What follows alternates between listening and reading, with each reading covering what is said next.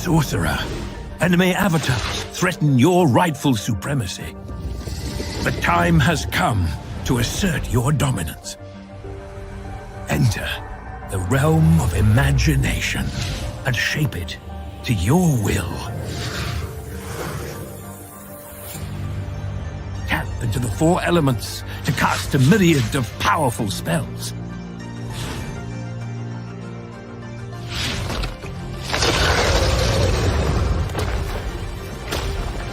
Rule with the enduring strength of earth.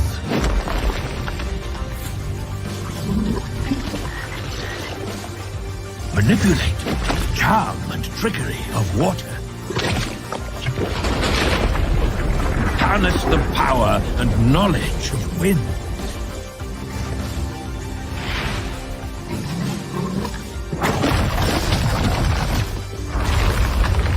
Unleash the desire and destruction of fire. Draw from a massive 400 hand-painted and iconic cards. Cast your enemy down the old school way. Secure your spot on the contested realm. It begins on Kickstarter. Hello, folks. Well, I think it's begun and it's almost at an end.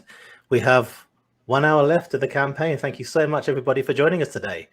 Now, as you can see, we've been joined by Eric, of course. But in addition to Eric, we've got an extra special guest. We've got Nicholas, who's going to join us today. Hi, Nicholas. How are you doing? Hello. I'm good. Great. Thanks.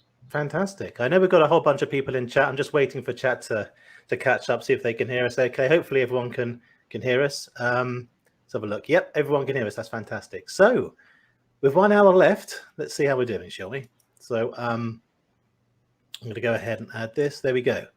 This is the current total.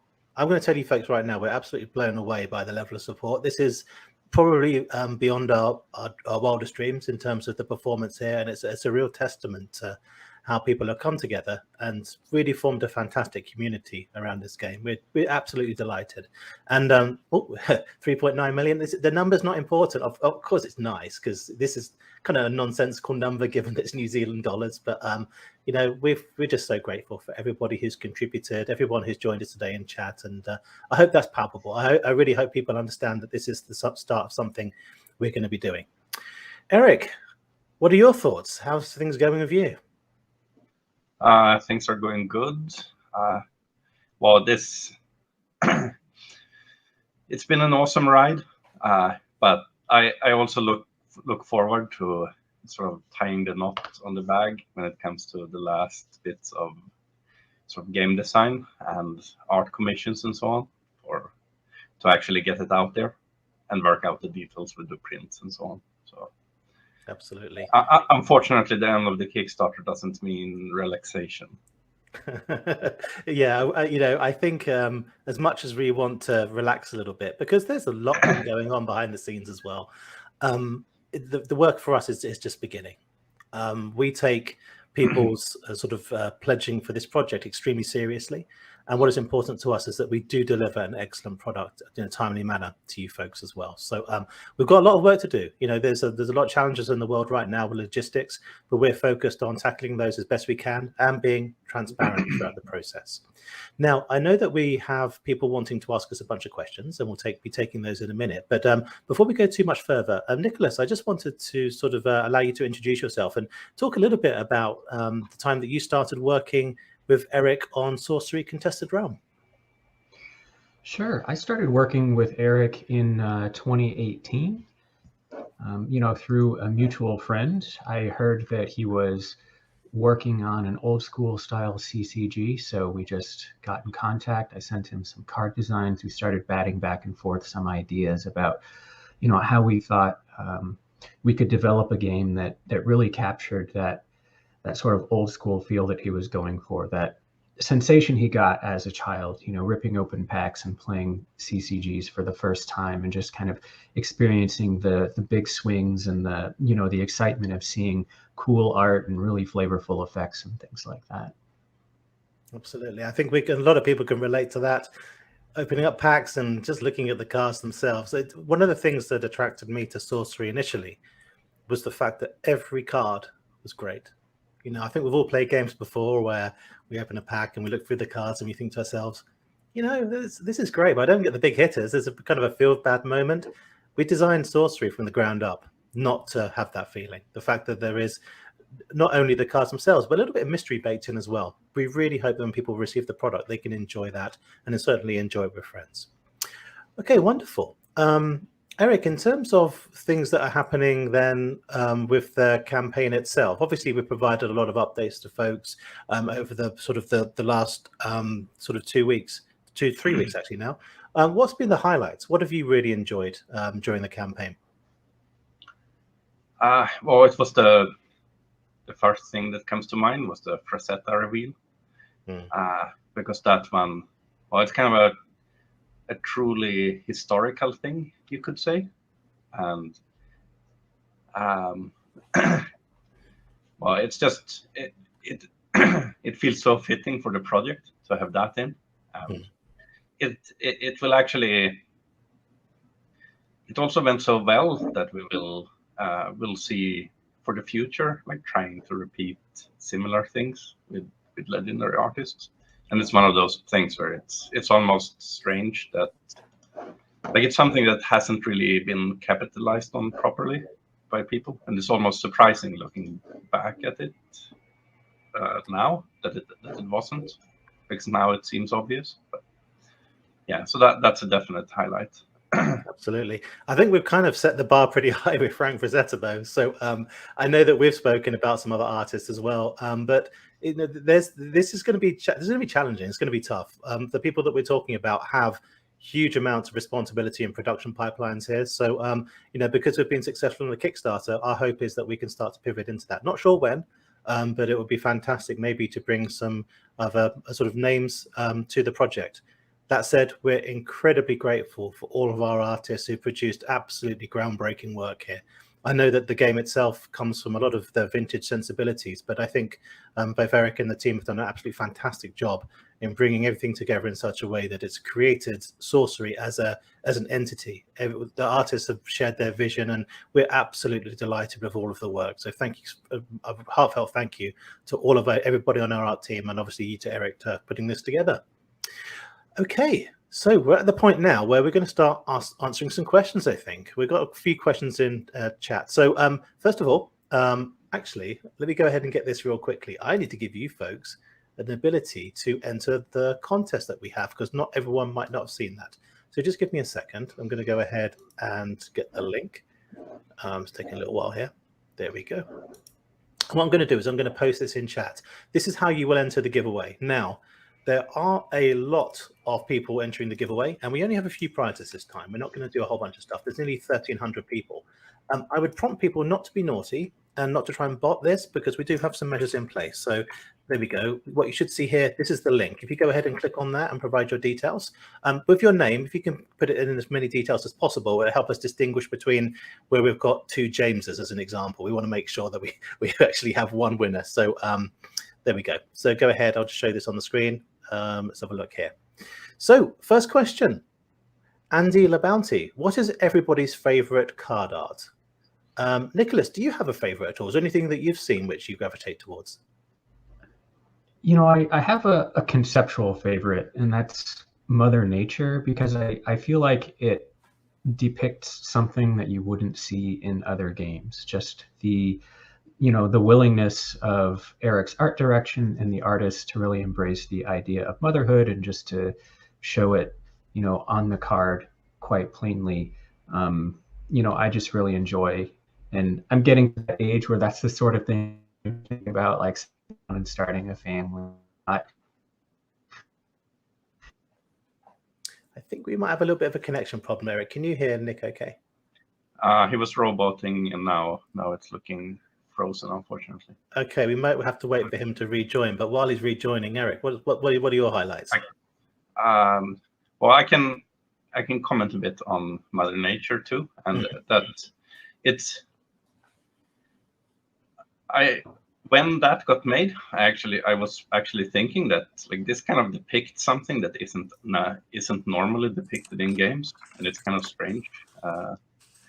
but maybe there's something, like Nicholas mentioned, the age, and maybe it's something about like being nearing your 40s or being in your 40s when you sort of look at the family situation differently.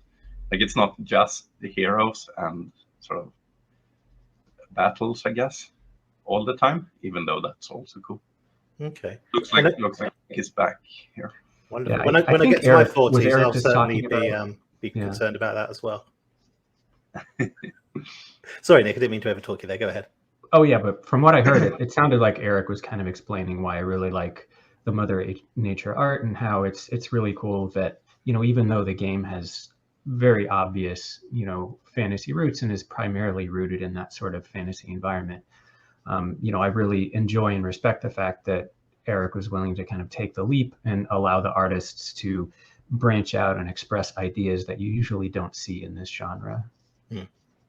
I think what you guys have drawn upon is the fact that it is extremely thematic, all the way from the artist's vision through to how the cards are designed and how they're presented as well, and how they interact on the game board. So no, I think that's a really good example. You know, I'm really shallow. I love things like Death Dealer, just all the really cool stuff. That's me all over. Anything which is explosion, anything with mages on it, just love it. So some of the avatars especially I think are fantastic. So there was another question here. Let me see if I can bring this up here. Sorry, there's a lot of questions, folks. I'm having to scroll back through things. Probably not wise to see if I can pull a random question out of the last 100 or so. Let's have a look here. Let me go ahead and get another question here. Okay, I see one comment which I'm not going to mention. Let's have a look here. Here we go. Can you elaborate on what a curio card is? How will we know we've pulled one versus other special cards? And that's from Chris Banzai. Okay, so curio cards are extremely rare chase cards that can, well, it's almost a rule that there is no rule about how they are. So they can be surprising. So it can range from being a card that looks like it's a work in progress card. So an example we showed earlier was a sort of sketch card. And generally, they would show something that something of historical significance of like how Sorcery got made. But there will also be kind of subtle secrets and cards that will not be so obvious as well. So I guess try to pay attention and look closely at every card when you open boosters. We don't want to have it so that you just look at the sort of the elite or rare slot and then ignore everything else. The longer Eric talks, the more nervous I'm getting, folks. So I think that's it. That's all we're going to talk about curios. Curios are designed to be a mystery. We want you to have the experience when you're opening a box to basically not quite be sure, to engage with communities, to ask other people, hey, have you seen this before? Some of these are going to be really subtle. So, you know, just look for your collection a little bit, but that's all we're going to say. I think we actually already made some changes as well, based on what we did initially, and we're thinking, yeah, maybe we'll go in slightly different directions. So I think collectors are going to be delighted. We really hope that these are sort of a really chase collectible for our fans, and we're looking forward to getting feedback, obviously. Okay, let's have a look here. Let's have a look. So I've got a lot of questions here. I'm trying to go through so we can get some. No, I'm not going to tell you about curios. That one, we'll discuss this one. I'm just going to go back a little bit. Okay, we're going to answer this one. Somebody asked me before. So this is from CF. Eric, from your time working on Path of Exile, where did you come up with the nickname Omnitech? And is there any callbacks to the name within Sorcery that has or hasn't been shown yet? Do you have any comment on this? What was the last bit there? Sorry. Art that hasn't been shown yet, or something? And is there any callbacks to the name within Sorcery that has or hasn't been shown yet? Well, first the nickname.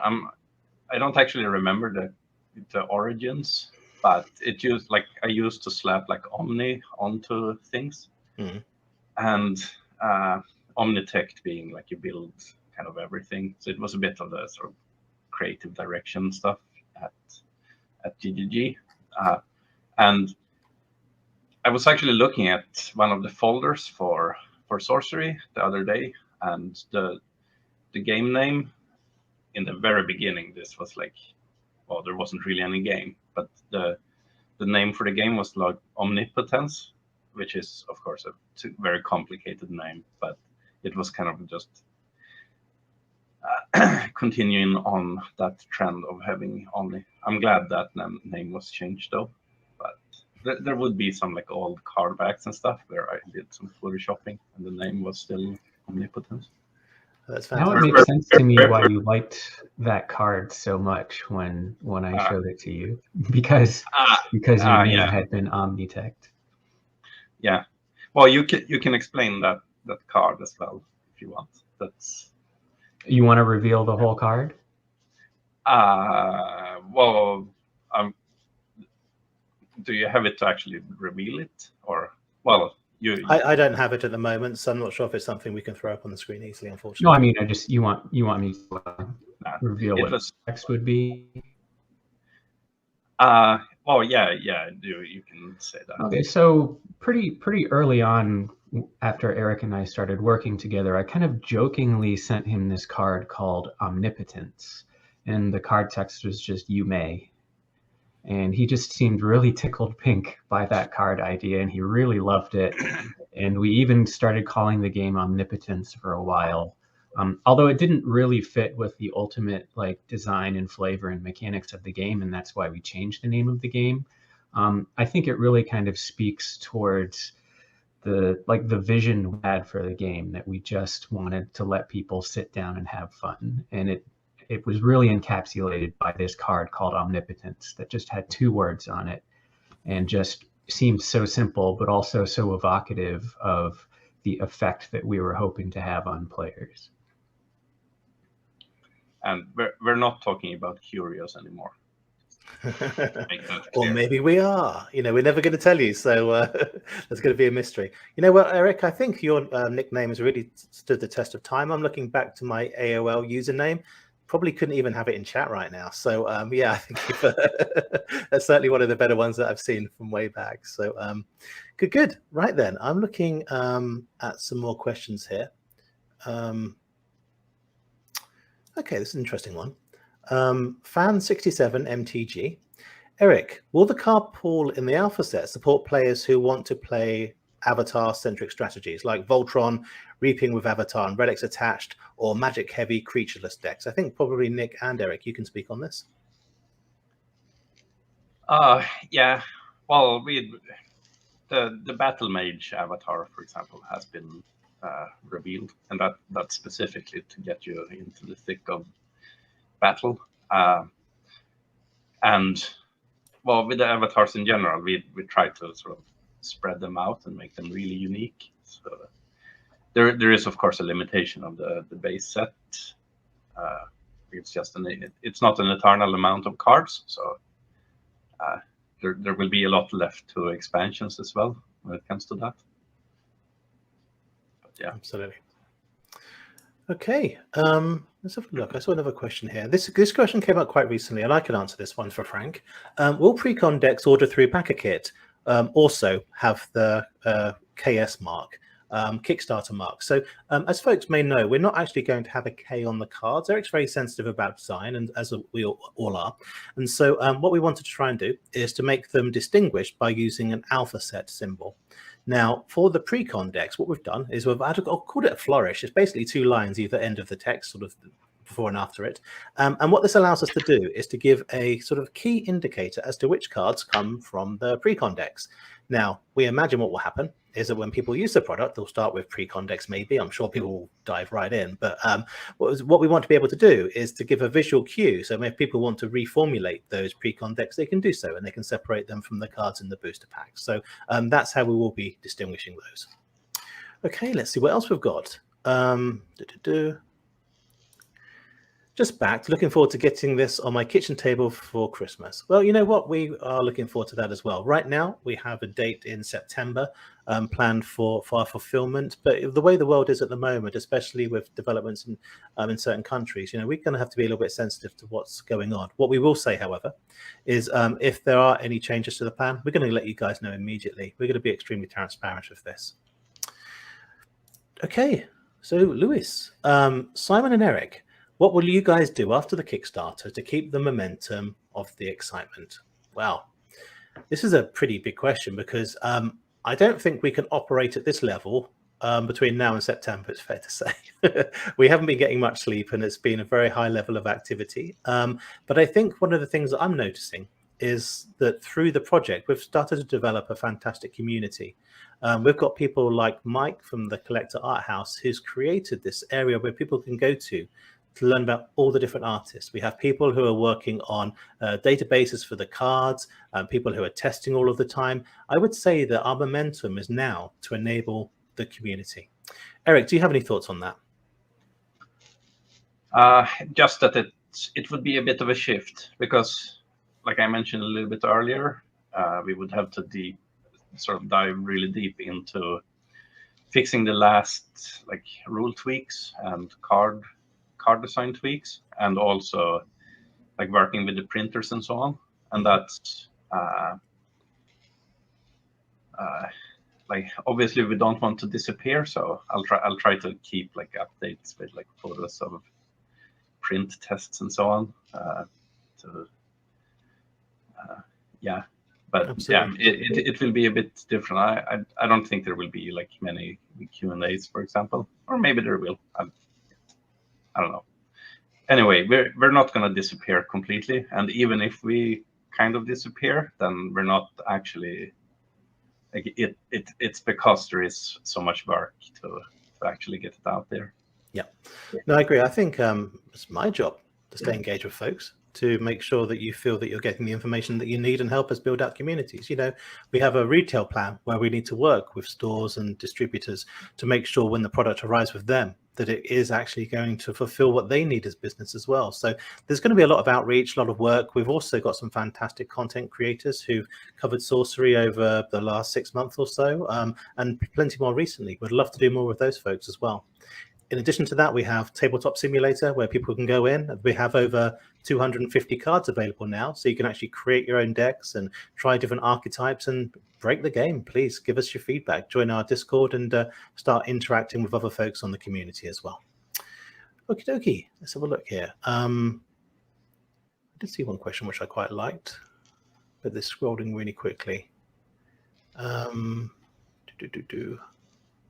Sorry, you folks are putting so many questions in. I see a question I want to ask and then it's gone. Look, no, not that one. Let's have a look here. I'm just going to go to some of the newer ones. Nicholas, you crafted the gameplay just right. Thanks. Well, fantastic. Thank you so much for that one. That's great to hear that feedback. Obviously, with this project, what we put together is a framework for the game itself. And we inhabit that framework with the cards that we build out. Now, I'm going to tell folks, this is really just the start of what we can do. We do have some grand plans in the future as well. But certainly when we look at a game like this, we want to land with a really strong entertaining product that people can have tremendous fun, have a partially narrative experience when doing so, but then moving forward we can start building into this as well, and some of those design decisions have already been made about how we work with things like avatars, the death door mechanic and things like that. Good. Here's a good question. I think it's scrolling so quickly. Here we go.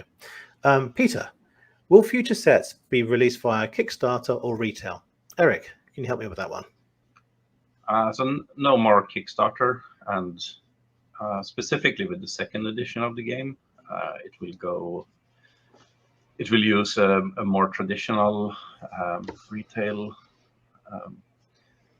distribution, and the idea there is to just get it out to game stores and to as many new players as possible. The one thing with Kickstarter that I don't think some people realize that it's actually very small still, if you look at the grand scheme of things. Yeah. Like just people in game shops, there's a lot of those that we want out to. Absolutely. And everybody approaches this in their own way. I think when you look at Kickstarter, we typically look at people who are like early adopters. There's a certain type of person who goes to Kickstarter to look to new experiences. I know both myself and Eric are very guilty of this. Funding games and then receiving them 2 years later and thinking, oh, wow, forgot I backed this one. This is why we wanted to sort of develop Sorcery to a level where it was very mature ahead of sort of going to Kickstarter. When we then move to retail, we don't really want to lose that momentum, the momentum question from earlier on. So yep, hopefully we'll get this to people as quickly as we can. Okay, here's one. So Ben F's got a question. Were there any cards or mechanics that were a little too strong or complex for final project? Any stories to share? The design of this game seems fascinating. Nick, do you have any stories here?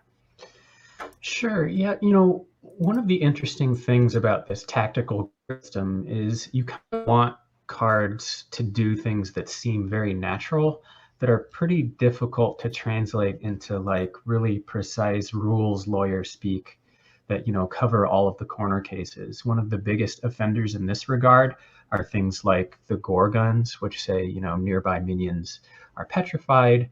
You know, I've actually just recently think I've finally cracked that issue to find a good phrasing that can you know, deal with all of the weird corner cases, like what happens if Pudge is hooking another minion through the square that the Gorgons currently resides and things like that. But yeah, you know, things like that just seem so natural when you're just talking with someone face to face become incredibly challenging to translate into, you know, lawyer speak on cards.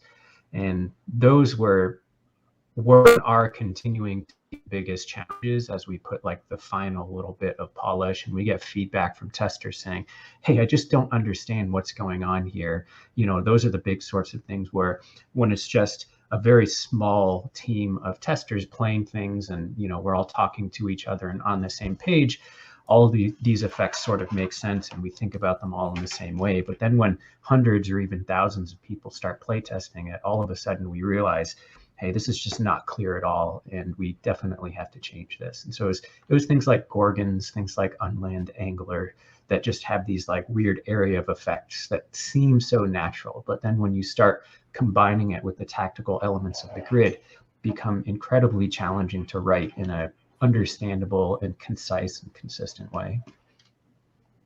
Wonderful. We're blessed. One of our artists has joined us as well. Gadoo, thank you so much for your contributions. I know that Syrian Templar is one of my favorites, and that was added to, I think it was the, let me get this right. This was the booster box topper. Is that right, Eric? The alt art version. Yeah, the alternate art Syrian Templar. Yeah, absolutely. We've got quite a few of Gadoo's work within the set as well. So very, very vibrant, fantastic colors. So I hope people will enjoy those cards. It's great to have you here for sure. Okay, let's have a look here. Sorry, there's so many questions here. For this interface, it's really hard to pick out a question. Have you guys seen any questions that you'd like to answer? There was one that scrolled past. I'm trying to find it now. Okay.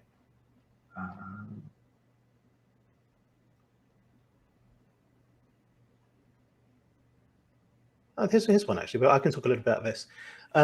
What sort of swag or tournament rewards can Innkeeper game shop owners expect? So right now, with the Innkeeper Pledge, which is for local game stores, subject to us understanding they are actually a game store. The pledge itself includes some additional cards, which are exclusive to game stores. We're currently working on those cards to make sure they work for both giveaway purposes, or maybe if people would want to maybe have some kind of tournament as well. We don't have anything to share on that. This is something we're still putting the finishing touches to. But as we move beyond Kickstarter into Backer Kit and beyond, we'll be sharing more details. I would encourage you folks, probably a bit late, but certainly work with your local game stores, because these cards will be the alpha versions of these cards, and these will be exclusive to our retail partners, the Innkeepers who joined the project. Okay. Here's another one. Collector Art House. This is one of our favorite sort of collaborators. Who are Eric's top 3 dream artists for the project? Well, if I guess one we have already in Frazetta, but well, this is almost a bit weird to sort of call out, but there's Wayne Barlow, for example, is this incredible artist that is just inspiring from back in the day. And the third one that will probably there's like way too many to really single out. So yeah, I do like putting you on the spot with these types of questions. So the other day I was talking, it's like Mike Mignola would be someone that it would be completely awesome to collaborate with. Yeah. But it's not really, these two that I mentioned aren't very realistic to work with, but yeah, you can dream. Yep. Well, let's see what happens in the future. Okay. This is a good question. Black Albatross. I hope I pronounced that. I'm terrible at pronouncing people's names, so you have to excuse me. I always butcher them. Will shipping have tracking on all products? The answer is yes. We're working with ShipQuest, who are our logistics partner, and basically they will have distribution hubs in North America, Europe, and Australia and New Zealand. When we actually send that out, you will receive tracking. We don't quite know what that pipeline is going to look like yet when you receive notification. Another common question which is asked is, can I change my address? The answer would be yes, but we will inform you of the cutoff. So if you think about moving house and you have the details, let us know through the backer kit, and we'll certainly be able to take care of you there as well. Okay. Let's have a look here.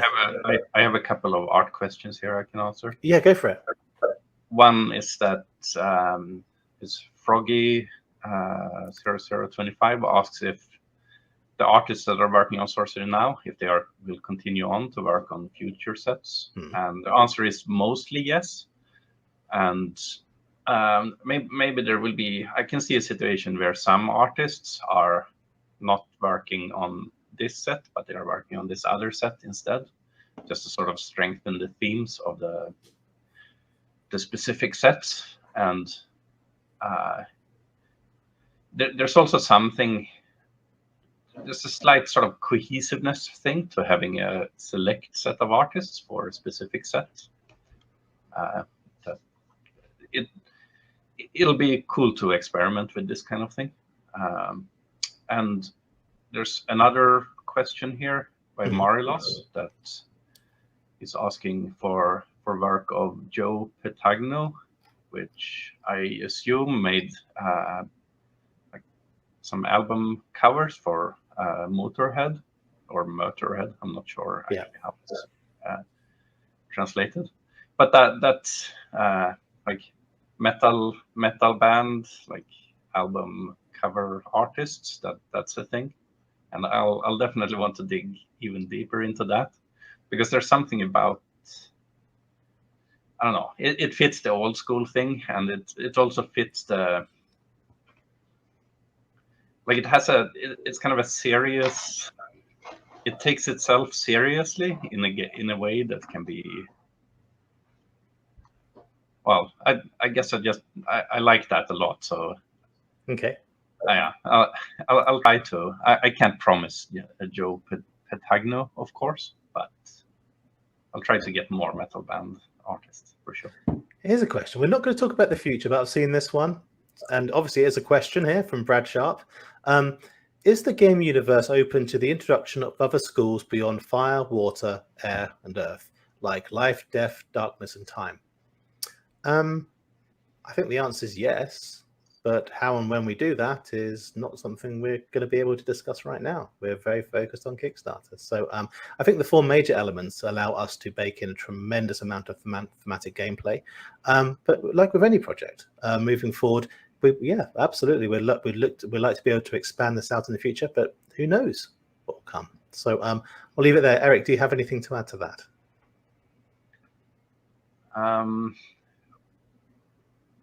Probably nothing I should talk about. Okay, yeah. Just, when I asked you, I thought, I would this say might go in the wrong direction. we've all definitely had conversations about like dreams of different directions we could take, expansions and sets and all of different sorts of things like that. And so, a lot of these questions, of course, we've been asking them to ourselves as well. And there's no way, we can do all of them at once, or, it would kind of be irresponsible or maybe disappointing to say, yeah, we're definitely going in this one particular direction when we ourselves like don't quite know exactly how the game's going to evolve. But I will say, like, we definitely share all of your dreams and visions about different ways we could take this game and, expand the themes and cards and all of those sorts of things. So in some sense, the answer to all of these sorts of questions, yeah, absolutely. This stuff that we think sounds amazingly cool and we want to work on it, but also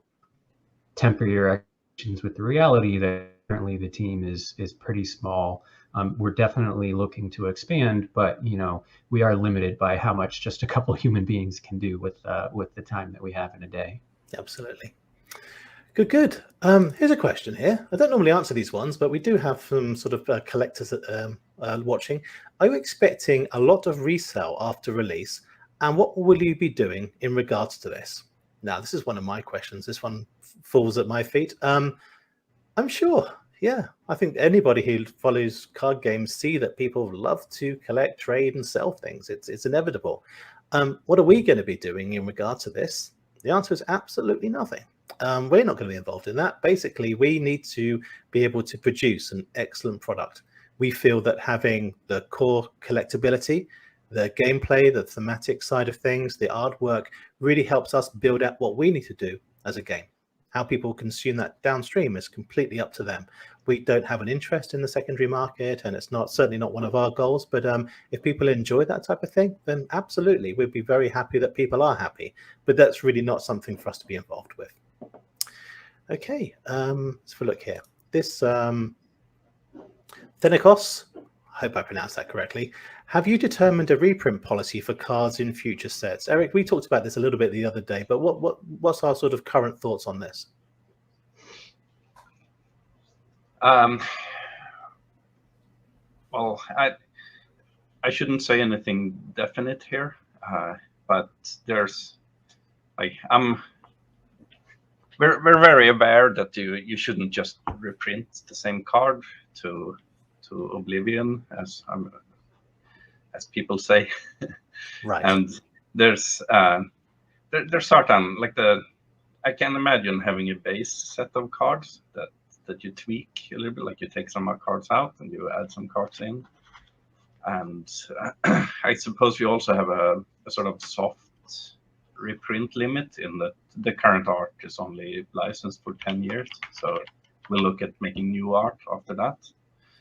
So this is, of course, like a ridiculous far into the future scenario, and that will matter. But I assume that people asking this question have a long time horizon, I imagine. So I guess, yeah, that would be a good answer. A soft limit there, I guess. But yeah, I think also we've got to bear in mind that this project's pretty new. We've got so much else we can explore and expand into at this stage. For us, this is normally something which happens quite a little bit further in the future. We don't really know what's going to happen and how people react to the product. It's going to be very challenging for us to do that, but we need to listen. We need to see how people are enjoying the game, what archetypes are popular, what people enjoy within the game itself, and that helps us shape those decisions rather than us sort of enforcing them. We really want to work with the community to understand a bit more about that. This one here from Andre. Has Eric started training his arms in before signing over 6,000 cards? And let's have a look. Oh, we're really close to $4 million. Folks, this is amazing. Eric, what are you doing for training? Because I think I didn't really bully you into this, but I certainly made the suggestion. How are you feeling about signing all these cards? That'll take a while, but I see it. I'll try to see it as a positive thing. Like I'll be forced to kind of take a break from other work and maybe watch a movie and sign cards at the same time. think maybe. Are you ambidextrous? Can you switch hands just to give yourself a little bit of a rest? Yeah, it's like half of people get the sort of the bad luck of getting a left-hand signature. It's like looks all all squibbly. But yeah, people keep pledging here, so 6,380 signatures. So I hope there's no more pledges coming in then. Yeah, come on, In the guys. last Please 20 minutes. don't make it any harder for Eric. Please, please stop pledging because yeah, we don't want to give Eric any more work. I think if you think you're going to watch a movie and do this, Eric, you're going to be sadly mistaken. I think you could probably watch all of The Sopranos, Walking Dead. You probably watched 5 or 6 major series on Netflix before you're finished with this. Some people put together some estimates, and you're going to be doing this for a while. So the sooner we can get you started with this, the better. Let's have a look here. It's only around 300 cards a day. He'll be fine. Okay, that's fantastic. Good. So I wouldn't normally say this, but we do have something lined up for a one more stretch goal, and this is an aspirational thing. We're not doing it to try and boost the number, but if we can get to 4 million, that's going to be really cool, and I think we can do that. I think that what we're seeing here is that folks will add to their pledges. It's something which we had considered for a while. Something which is not formal, and we'd be delighted to basically share that with the community. So we've got 20 minutes left. Let's see what we can do. Okay, so that was my telephoning. Let's stop all of that kind of business and go back to a few more questions. Let's have a look here. See, I saw a great question from Luis Silva. He asked, will Pudge Butcher ever go on a diet? And I'm afraid the only way that's ever going to happen is if you force him to. Good luck with that. Okay, so I'm doing some stuff behind the scenes. I want to make sure that everybody has access to the giveaway. I'm just going to put it back into chat here. So if anybody's watching, they can go ahead and click on that link. It goes to Gleam, allows you to enter your details for a few little giveaways we're doing at the end here. Just a little thank you for folks. Okay, we might have another little guest joining us in a little second. So I'm just going to help us do that. Any other questions you're seeing here, folks, that you want to answer? There was someone that asked about artist signatures, and I can mention that the artists will receive so-called art proof cards, which has the normal card front and then a blank card back, where artists, they can just sign the card, or they can do a little sketch on the back, sort of personalized for each person. So that's a way to get a proper sort of artist card. And there's other games that have this. It's kind of a community around art proof cards, and I would love to see that happen in Sorcery as well. Absolutely. Here's an important question here. Confused from the last update about paying in New Zealand dollars. Okay, I'm going to address this because this is important to folks. So yes, we are a New Zealand company, even though I'm not from New Zealand. Eric resides in New Zealand. What's going to happen is that, yes, it is an international project, so you will be billed in New Zealand dollars. We sent an update out recently where if you need any other guidance, we've given links to the Kickstarter sort of page in terms of how that will be collected, in addition to how then, if there is any issue with your bank, how we can then follow up to make sure that you can claim your pledge as well. So bear that in mind. If you can go ahead and look at that update, that will give you everything that you need here. So you may need to contact your financial institution just to make sure that that can go through effectively. Okay, at this stage, we're going to add somebody else to the stream. Now, I'm sure that people on Discord have been conversing a lot with a whole variety of people on our playtest group, and I'm very happy to add, here he is, Rafa, to the live stream. Rafa, you're one of our game developers. How are you doing? Doing great. How about you? Absolutely. We're looking forward here. We're just monitoring the progress of the campaign right now, and we're getting really close to $4 million, which is just blowing it out of the water. Did you just want to introduce yourself and talk a little bit about what your role is with Eric's Curiosa? So yeah, my name is Raphael, and I've been helping the team with basically like the rulebook, working on the game's mechanics, play testing, and making sure that the game looks as good as it can. Perfect. I think you've done a fantastic job. In terms of that kind of process, then, how are you looking at things like community feedback? So like we've been getting a lot of feedback recently. It's been even a little hard to follow everything. But basically, if there's any weird interaction that we haven't really like come across before, we just like keep track of that. I've been writing lots of things down, either regarding mechanics itself or like cards, and even like balance things. Right, there are things that sometimes have been discussing, like within the like internal playtesting group, and also like among the team. And it's always like reassuring and good when we get that kind of feedback. It's like, yeah, so I think we're going the right direction here. Wonderful. And I know that we had a bunch more people joining to help play test and offer feedback. In terms of the kind of feedback which is useful, can you talk a little bit about as to what kind of feedback really helps you make decisions? First one is just basically like, hey, how does this work? Or like, this card doesn't make much sense in A or like B situation. Like, okay, we have a real problem here, right? Especially because we're trying to like make people that are beginners play the game at ease, but also experienced players to get the most out of the experience. And so there's all kinds of feedback, but the most important one is just those that are like, oh, this is not working as it was supposed to work, right? Yeah. But also even when people say things like, oh, so this interaction was a lot of fun, or we really liked when this happened in this and that game.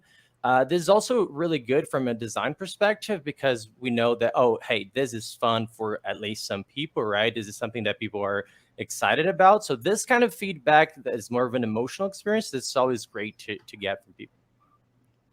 Absolutely. I'm just looking for questions, but I'm also really conscious we're getting close to the end of the campaign here. I don't want us to sit and look at a number, but as you can see, things are edging up slowly. This is, again, beyond our wildest dreams, folks. We're just so delighted with the amount of feedback and support that we've had. Okay, let me see. Again, any questions that you guys would like to answer? Folks, I'm going to go ahead and put the giveaway let's have a look, link in the chat one more time. So if you go ahead and enter your details here, you'll be considered for the giveaway. We're going to do that just after the hour. So please go ahead, click there, and you can go ahead and enter. Okay, here's a question, Eric. This one's come up before. What would the foil pool rates be per each rarity? Now, we did give some guidance on the FAQ on this on the project, but can you talk a little bit about that? Because I know this one has come up recently. Yeah, so that I guess this one is trying to get to the foil, like the distribution of foils, or like the rarity, like between the rarities in among the foils, or because we have one foil card, or like one premium card, we should call it, in per 4 booster packs, and that card can of course be like ordinary, exceptional, elite, and unique. And we discussed the ratio there, and it will likely be very close to the ratio that like the normal ratio between those rarities. But we also discussed sort of crunching it together slightly, making uniques a little bit more easy to get, to allow sort of more full sets to be possible to be created. But we don't really have any final numbers for that. And I saw there was another question about the collectibility here, like curios, if the curios are included in the 403 cards, and they are not included in the 403 cards. So, and of course the curios, it's even the number, how many different curios there are, is a secret. So people will just have to find out about that one. Yes, the element of mystery, folks. So these cards are actually, I'm not even going to say that. See, I get pulled into this whenever we mention curios. We always want to say just one extra thing, and then people really focus on that. So let's just go ahead and leave it there. Okay, people are saying we're getting really close now. Oh, we're getting super close. Obviously, this is silly because it's just a number which is converted. But I think that a lot of people use this as a measuring stick. If we get to 4 million, we're going to be delighted. And we're just so incredibly grateful for everybody. So let's have a look here. It's a good question. I'm going to answer this one because it's come up a few times and I don't want to ignore it. Hey, Eric or Simon, what kind of sustainability measures and engagement are you implementing in packaging and other aspects of Sorcery TCG? Now, this is something I really care about, first of all. But you're kind of in the wrong business if you're making a card game to basically be a champion for this type of stuff. And that's just the way it is. You're using paper, you're consuming paper, and it's basically being distributed all around the world. Now, initially, when we go to Kickstarter, what has to happen is that we need to basically focus on getting those products to people. And that pipeline means that we need to be incredibly efficient to use regular channels to do that. Now, what we're seeing at the moment is innovation in terms of technology used to help with these measures. I think some people may be aware of recyclable booster packs and things like that. This technology is in the sort of early stages, but it will become a lot more prevalent throughout the industry.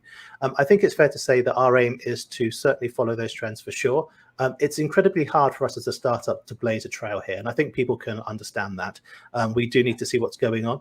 Obviously, once we reach a position in the future where we are incredibly influential and we've got a huge game and a great player base, then we can start being a bit more declarative there. But I don't want to give you a softball answer here. For us, we're just getting started and we need to see how we can do things as easily as possible. I think it's our joint sort of aim to be able to do a lot more of this stuff in future. Okay. Let's have a look here. Will there be more secrets in future sets as well? Well, if we talk about it, they're not secrets. So we just have to wait and see about that. Let's have a look here.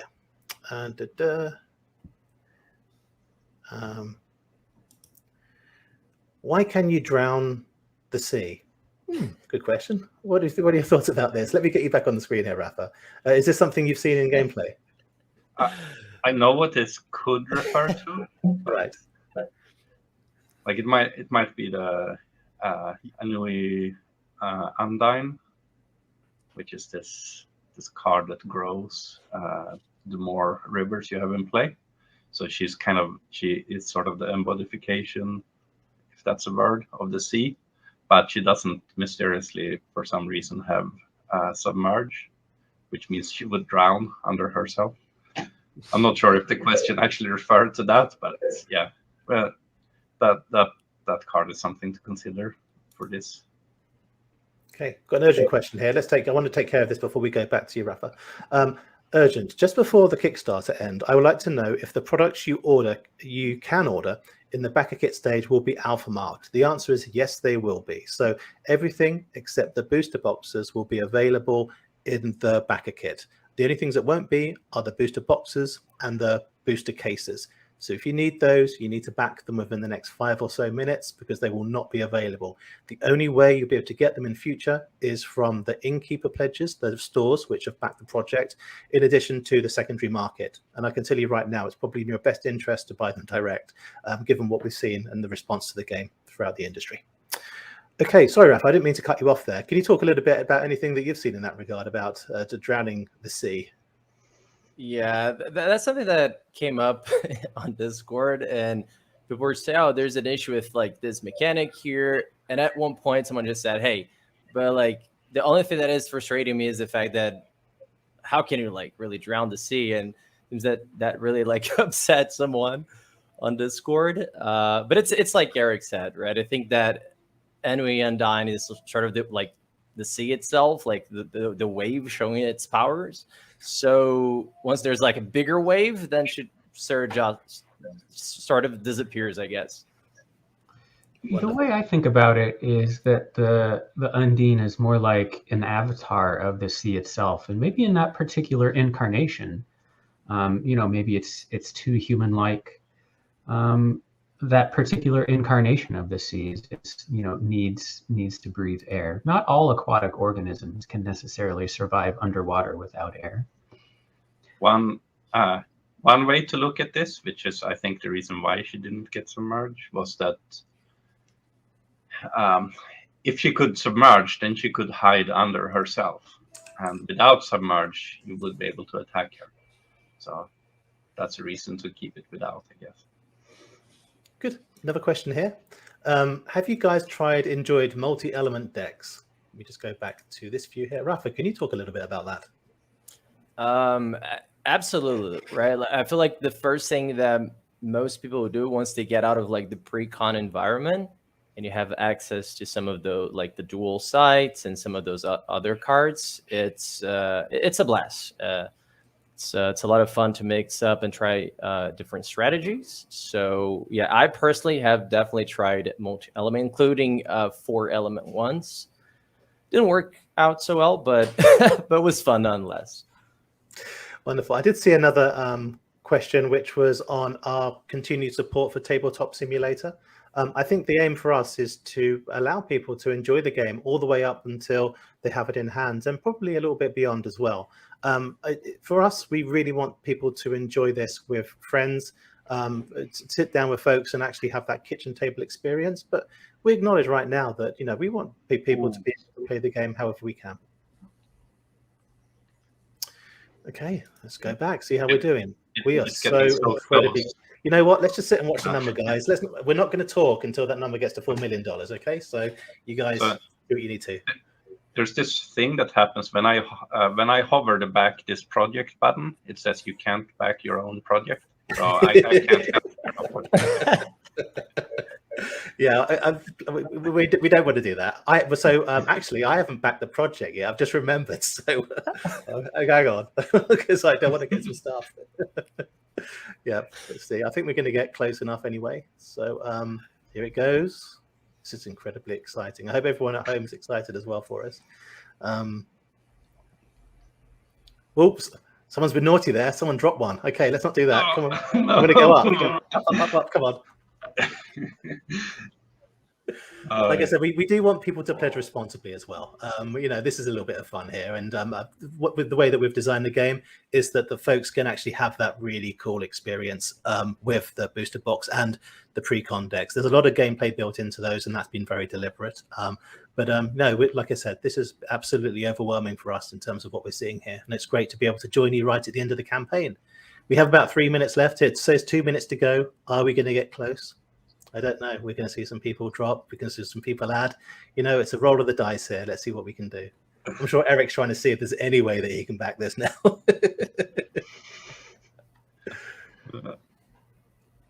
Oh, wow. That was a big one.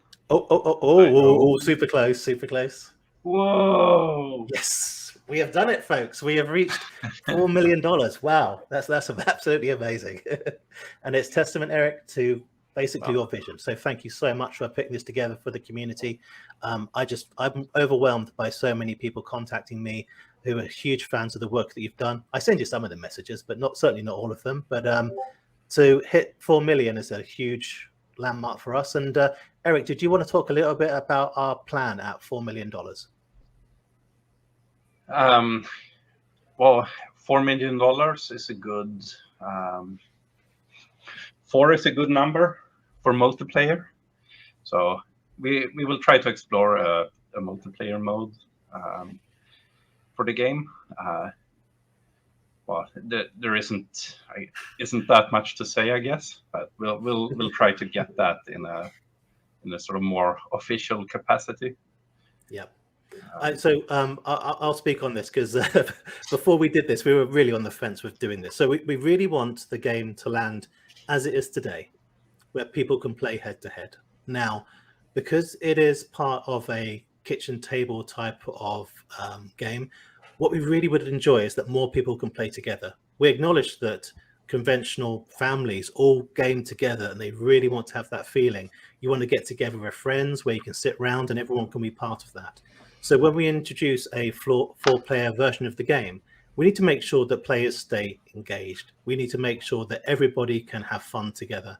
We've got 30 seconds left here. So basically our commitment is in 2023 to put some of our resources towards really feeling out how this can be the same kind of experience as the current head-to-head version. So again, we're delighted to do that for folks. It's been asked for us. We can't share any more of that at the moment because we've only had sort of tentative discussions, but we would love to do this next year for you folks. So again, thank you very much. We're in the last 9, 8, 7, 6, 5, 4, 3, 2, 1. Now it ended here. Yep, we are final. Let's have a look here. Oh, it's disappeared. I can't even see the number now. Oh, it's You get the New Zealand dollar you number. get the, okay. So in Eric's currency, it is 5,781,908 New Zealand dollars, and that's just over $4 million US. People, thank you so much. Just going to go around. Thoughts, Eric? Sorry. Your thoughts? No, I was just gonna thank everybody because this is, well, it really is quite crazy. This, and it sort of takes a life of its own, a project like this. So yeah, it's just awesome. So someone said it's 4 million. Let's have a look here. 4,010,305 US dollars. Wow, that's absolutely amazing. Good. Nicholas, did you ever think that the game that you had worked on and designed would ever end up anywhere close to this?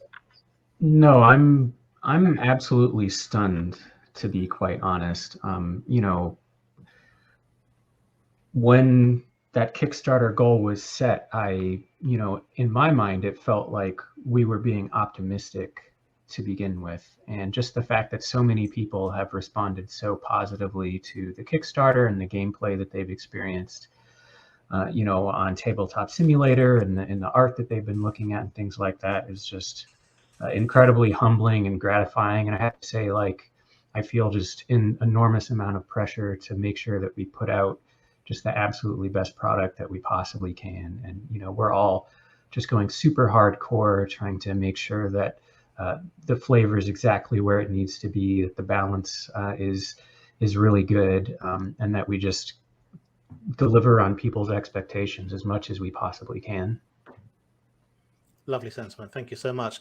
Rafa, how are you feeling about things? Did you ever think that we get close to this? I know that we've talked a little bit about estimates, and I think initially we weren't anywhere close to this. How are you feeling about things? Yeah, that's, I don't know, it's mind blowing. It's awesome. Like, the community is just like, I don't know, it's special, right?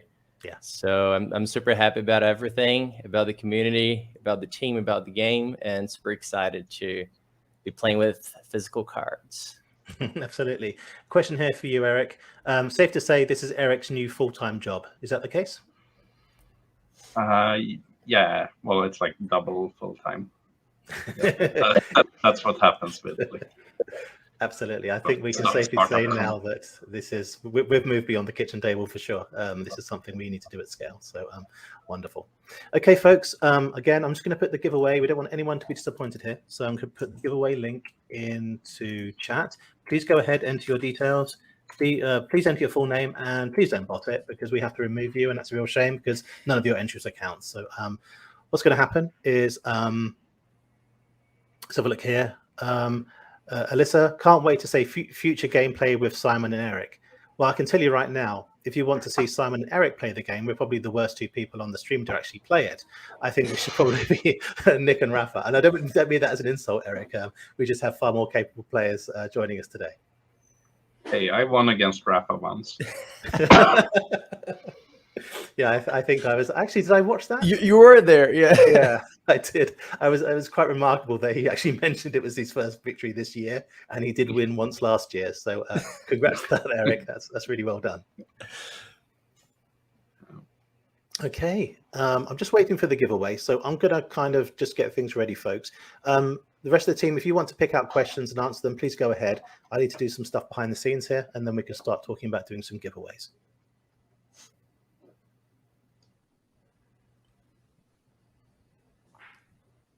I'm going to put that on you then, Eric, if no one else is going to step up. If you see anything here that you'd like to talk about. Let's see what's... Actually, it's a quick one here. Will the River Styx and Edge of the World playmats be included in Backer Kit? The answer is yes. All of the playmats will be available in Backer Kit as well. These two are very popular. And bear in mind that these two are the ones we elected to do without the grid on. We want to give people a bit more of a choice during the Kickstarter. And so these ones basically are full art with a discrete Sorcery logo and obviously our alpha symbol as well. Okay, I think we're getting to the end of the giveaway. I'm just basically, we've got 3, 2, 1, and the giveaway is now closed. I'm going to go ahead and get all of your entries. So just bear with me while I do that, and we can talk about doing our giveaway. So just bear with me, folks. Let's have a look here.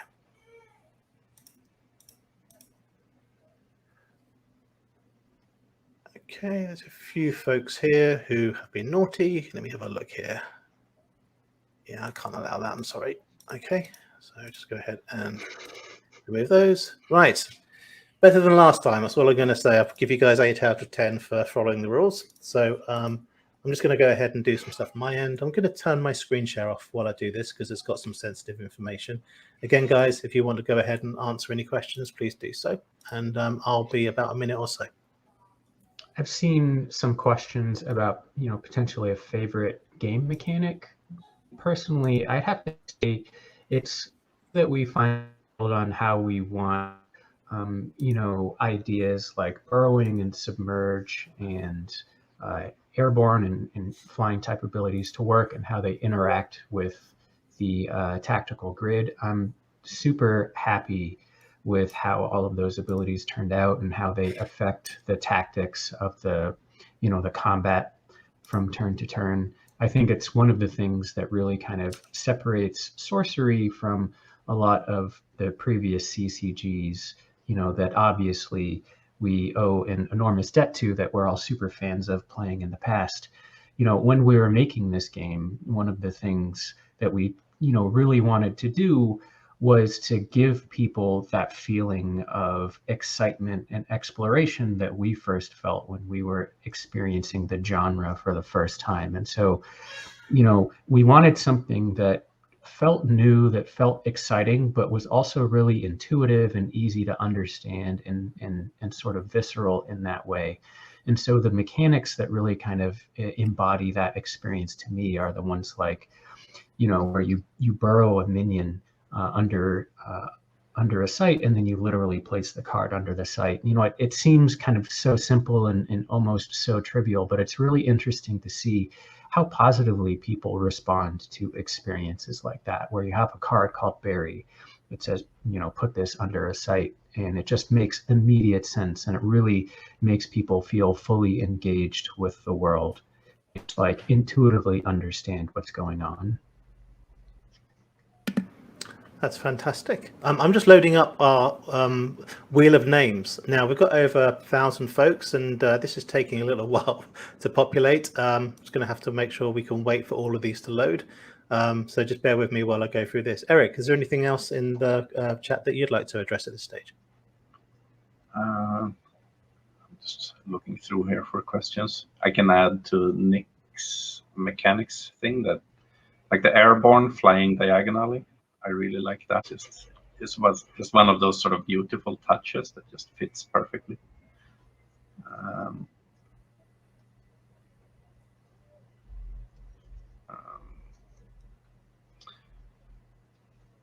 dear. Yeah, the wheel of names is really taking a hammering with all these names on here. So I'm just waiting for it to load. We may have to pick a different comment picker. It's not going to be as visual, but let me see what I can do. So give me a sec. There was a question about this game, Furiae. It's like a computer game, and it has a grid system that is quite similar to the one of Sorcery. And there is a bit of a story with like square grid games where they, in the industry, the type of tactics game was not seen as something that worked out well historically for whatever reason. And if you look closely, there's like just so many square grid games that I don't think any of them comes even close to Sorcery in like how well it does the mechanics and so on. But there's quite a few kind of older games that was an inspiration, and you can go all the way to the 90s even for that, to see that type of thing. And it's kind of interesting, we at various points in time have play tested sort of beta versions of this game with designers and developers in the industry. And a lot of the time, we got that feedback where their impressions of the game were kind of colored by their knowledge of the fact that these tactical grid games have not been very successful in the past. So I have to say it was very nerve-wracking and kind of, required us to really believe in the vision of the game. And one of the things that really helped out for that is when we, at some point during the design, we kind of looked at the cards that we were in, things like Cloud City, where, your site can like literally fly across the void and things like that. And that really guided us towards actually like doubling down on these tactical elements. And if you look back at the old grid-based games that maybe you might be somewhat familiar with in the past, I think one of the issues that they had is they didn't really fully embrace the idea that they were going for. And I think when the design of this game really started to blossom is when we just fully embraced the tactical grid and said, hey, we really like the gameplay that this induces. Let's make sure that this is absolutely the focus of the core mechanical design of the game, and that we have tons of cards that interact with the mechanical grid, the tactical grid, in an interesting and natural way. Wonderful. So I'm just trying to get the wheel of names. I don't think it's going to load all of these names, folks. So we're going to have to do something which is not quite as visually attractive. We've got a bog standard name picker. I'm going to go ahead and share my screen so everyone can see that. Just bear with me one sec. Here we go. And add it to the stream. There we go. We can see the name picker with, I think it's nearly 1,300 different names. So everyone's been selected here. So what we're going to do is we're going to pick a random name. We're going to pick them in order. And I think we've got a few prizes, Eric. But what I wanted to lead off with is we wanted to offer one lucky winner the opportunity to get a set of the pre-con decks, the Alpha pre-con decks, 2 booster boxes, and also the Mirror Realm playmat. So we're going to pull that winner first of all. So good luck, everybody. I'm sorry that not everyone can be winners, but let's hopefully there's someone out there who can enjoy this. So let's see what we can do. David Batten from Adelaide. Congratulations, you are our winner. We'll be in touch. We have your information. I don't know David, so I know quite a lot of different people here. Seems very familiar names. But what we'll do is when we reach the situation where we're able to start fulfilling orders, we'll go ahead and send you those. We'll take a note. I will be in touch with you via your email, and we'll add you to our list so we can collect your details, address, and things like that. So one more time, congratulations, David Batten. You are our winner. Now, I've got a few prizes that I can give out, and I think people really like those Relentless Crowd promos, Eric. I know that we've given them out, and we basically get asked about that a lot. So I'm going to pick, let's have a look, 4 million. Let's pick 4 of those. 4 winners for our Relentless Crowd. There's not many of these left. These are 1 in 100. So these are going to be pretty prized for folks. So good luck, everybody. Fingers crossed for you all. Let's have a look here. Our second winner is Cameron Gray from Chelmsford, from the UK, close to where I originate from. So Cameron, congratulations. We'll be sending you out our Relentless Crowd 1 in 100 promo card. Hope you enjoy that. The next winner for our second million, no, you're not getting $1 million. This is for the card. It's 1 per $1 million. Okay, is Brandon. Brandon, I'm going to butcher your last name. So you can see it on the screen here. I'm not going to say it because I just embarrass myself and everyone PMs me. But you're from Arlington. I'm not sure where Arlington is. Where is that, Eric? Is that? I think that might be in the UK as well, actually. Yeah. Not sure. There's an Arlington in Texas for sure. You're right. Yes, I should know It's that anyone's one. guess. Yeah. Okay. Well, Brandon, we'll be reaching out to you to get your details. I'm going to go ahead, and this is our third winner for the Relentless Crowd promos. We got Lance de Tevis. Lance, you haven't provided, or we weren't able to understand where you're from because back the Gleam captures that. But we'll be in touch with you as well. We're emailing you directly, and then our final winner is Todd Kemp. Todd, congratulations! You are our final winner. Now, what you can see actually, the Relentless Crowd is something which is near and dear to us. I see Eric actually has something in the background there, which is sort of indicative of the art. Can you just show the people on the stream? See a close up. Let's have a look. There it is. This is the original artwork by Ian Miller. The amount of detail here is, of course, you can zoom in on something. Absolutely, look at that. That's a lovely piece of art. I'm sure our community will enjoy that. Fantastic. While you're up there, Eric, I see there's got some booster boxes in the back. There's some. So I have some test boosters here. Okay. So, Well, how do you feel about maybe giving one of those away? Because these are the holy grail for our collectors right now. Think that's a good idea? yeah, let's give one of those away. Are we going to? So, okay, this is the big question. Are we going to open it, or are we not going to open it? What do you think? It'll be in. What do you? What's the nice thing to do? You know what I'm going to say? We're not going to open it because we really value what you guys have helped us achieve, and we do appreciate that people really want the collectible aspect of this. So for this one, we're not going to open it. So our next winner will win a very, very limited sample pack. Good luck, everybody. Now I feel tempted to open another one. Well, we have Michael Malinka from Cruligan again. Sorry if I mispronunciate things. Michael, sincere congratulations. You have a fantastic collectible. I really hope you do enjoy this. Eric, did you say that you might want to crack one open as well, maybe? Or do people here want one to be open? I don't think so. I'm not seeing anything in chat from anybody who really wants just to crack one of these open and maybe give away all the cards to a winner. Are we seeing this or not? No, I think everyone's left now. Now we've hit the target. They're probably looking at other Kickstarter projects. Not interested anymore. No, let's have a look. People saying open. I'm not quite sure what they mean. Let's have a look here. OMG crack it. I don't quite know what that is. So I'll tell you what, folks, rather than torment you, we're going to do one final giveaway. This is for a cracked sample pack. We're going to open it live on stream. Eric, do you want us to pick the winner first, or are we going to open it first of all?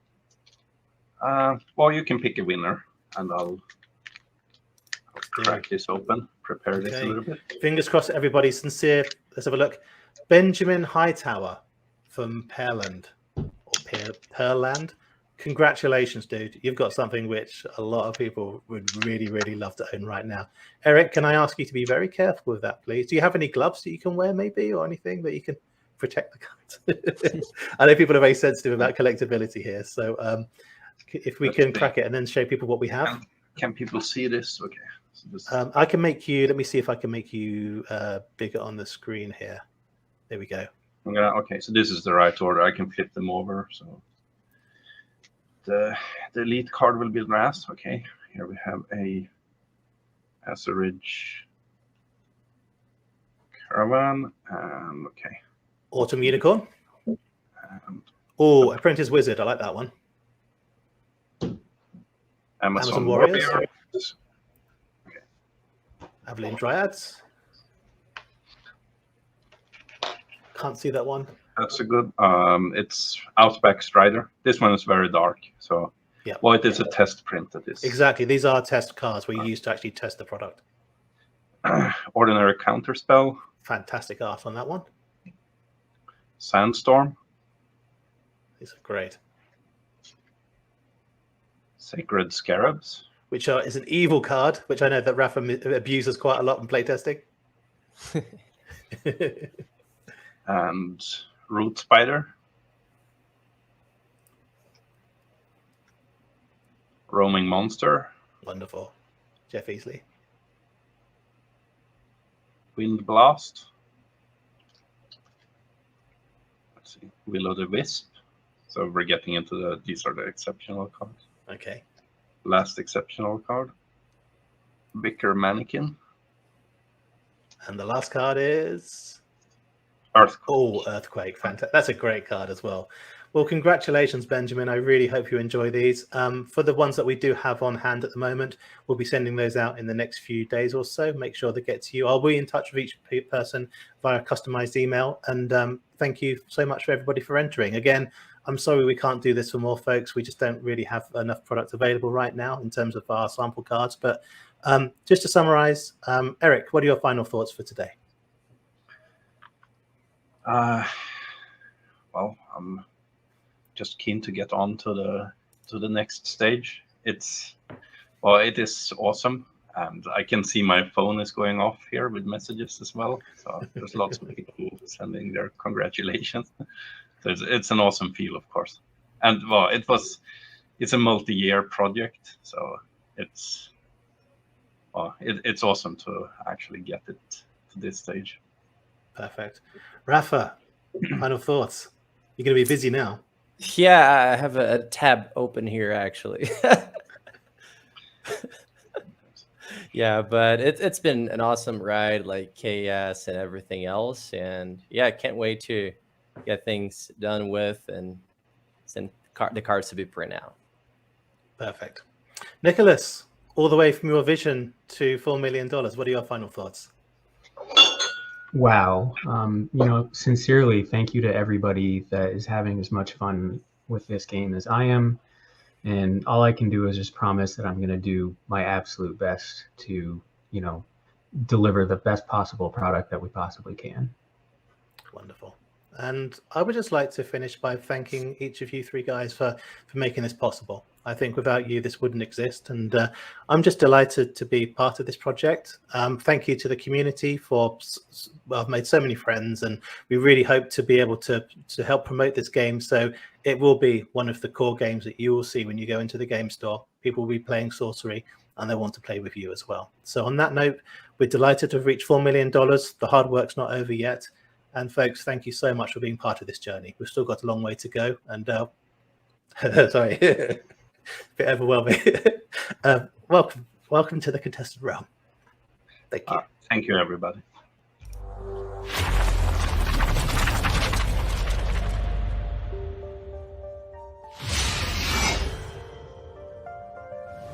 Sorcerer, enemy avatars threaten your rightful supremacy. The time has come to assert your dominance. Enter the realm of imagination and shape it to your will. Tap into the 4 elements to cast a myriad of powerful spells.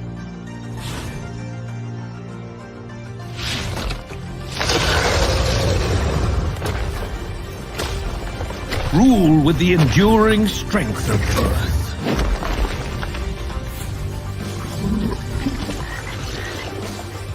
Manipulate charm and trickery of water. Harness the power and knowledge of wind.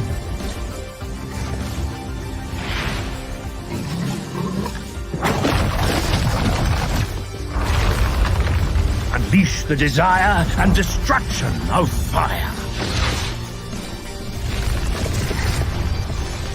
Draw from a massive 400 hand-painted and iconic cards. Cast your enemy down the old school way. Secure your spot on the contested realm. It begins on Kickstarter.